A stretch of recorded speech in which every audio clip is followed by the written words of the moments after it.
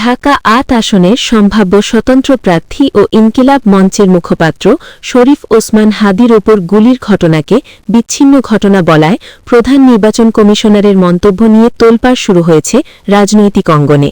প্রধান নির্বাচন কমিশনারকে বক্তব্য প্রত্যাহার ও ক্ষমা চাইতে বলার পাশাপাশি তাকে পরিবর্তন করার দাবিও করা হয়েছে।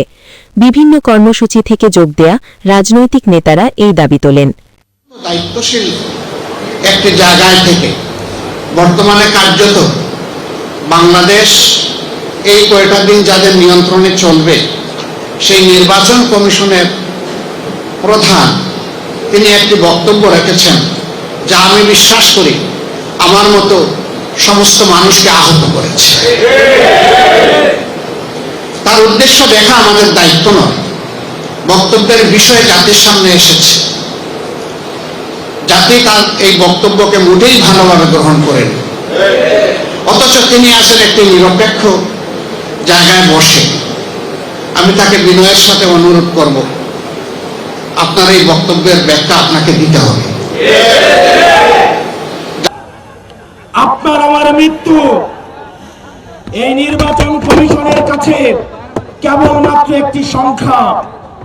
অথর্ব নির্বাচন কমিশন বলে হাদির মৃত্যু নাকি একটি বিচ্ছিন্ন ঘটনা। এই স্পাইনলেস মেরুদণ্ডবিহীন ইলেকশন কমিশনার আমরা এমন একটি বিচ্ছিন্ন ঘটনা তোমার সাথে যেন ঘটে সেটির অপেক্ষায় থাকলাম। ইলেকশন কমিশনার কাদের প্রেসক্রিপশনে নিয়োজিত, কারা তাকে নিয়োগ করেছে? এরকম ইলেকশন কমিশন আজকে যদি চলে যায়, যে লাইন ধরবে ইলেকশন কমিশন হওয়ার জন্য শাহবাগ থেকে শহীদ মিনার পর্যন্ত যোগ্য ইলেকশন কমিশনার খুঁজে পাওয়া যাবে, কিন্তু আমার ভাই হাদি যে অনন্তকালের উদ্দেশ্যে যাত্রা করেছে, আমার ভাই হাদিকে আর খুঁজে পাওয়া যাবে না। আমাদের হাদি ভাইয়ের রক্ত এই জাতীয় ঐক্যের আঠা হয়ে আসুক, সেটা আমরা চাইনি।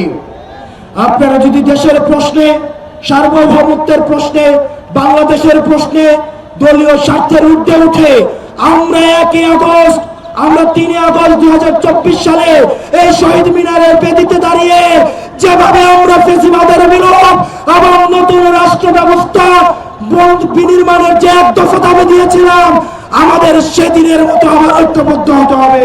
অত্যন্ত শূন্যভাবে আমাদের প্রধান নির্বাচন কমিশনার যে মন্তব্য করেছেন সেটাকে প্রত্যাখ্যান করছি। নির্বাচন কমিশনার যে আজকে বলেছেন আমাদের যে দলের সহযোগিতা শহীদ ওসমান হাদি ভাইয়ের উপর সন্ত্রাসীরা যে গুলি করেছে সেটা নাকি একটি বিচ্ছিন্ন ঘটনা।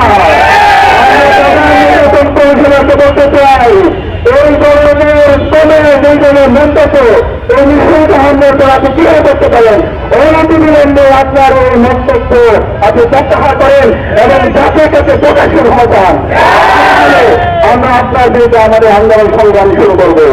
আমরা উত্তরের সাথে দায়িত্বশীল পর্যায়ে যারা আছেন সবাইকে দায়িত্বশীল আচরণ করার জন্য আমরা যারা সচেতন আছি, গত 3 রাত আমরা ভোট দিতে পারিনি, বাংলাদেশের জনগণ ভোট দিতে পারিনি, রাষ্ট্র ঘোষণার পরে বিভিন্ন ধরনের ষড়যন্ত্র চক্রান্ত হচ্ছে। দেশের সামাজিক স্থিতির জন্য আমাদের জাতীয় ঐক্য দরকার এবং দায়িত্বশীল পর্যায়ে যারা আছেন, প্রধান নির্বাচন কমিশনার থেকে শুরু করে প্রধান উপদেষ্টা এবং উপদেষ্টা পরিষদে যারা আছেন এবং রাজনৈতিক দল, ছাত্র সংগঠন, সবাইকে আমাদের দায়িত্বশীল আচরণ করতে হবে। সোমবার রাজধানীর গুলশানের একটি কনভেনশন সেন্টারে আগামী নির্বাচনে তরুণ ভোটারদের ভোটদানে উৎসাহিত করতে আয়োজিত এক অনুষ্ঠানে আইনশৃঙ্খলা পরিস্থিতি নিয়ে প্রধান নির্বাচন commissioner CEC AMM Nasir Uddin দাবি করেন, আইনশৃঙ্খলার অবনতি হল কোথায়? একটু মাঝে মধ্যে 2-1টা খুন খারাপি হয়। হাদির একটা ঘটনা হয়েছে, আমরা এগুলো বিচ্ছিন্ন ঘটনা বলে মনে করি। এই ধরনের ঘটনা সব সময় ছিল। আগে কি আহসানুল্লাহ মাস্টার খুন হন নাই? সাবেক অর্থমন্ত্রী কিবরিয়া সাহেব খুন হন নাই? নির্বাচন এলে এ ধরনের ঘটনা ঘটতেই থাকে। বাংলাদেশে এগুলো নতুন কিছু নয়।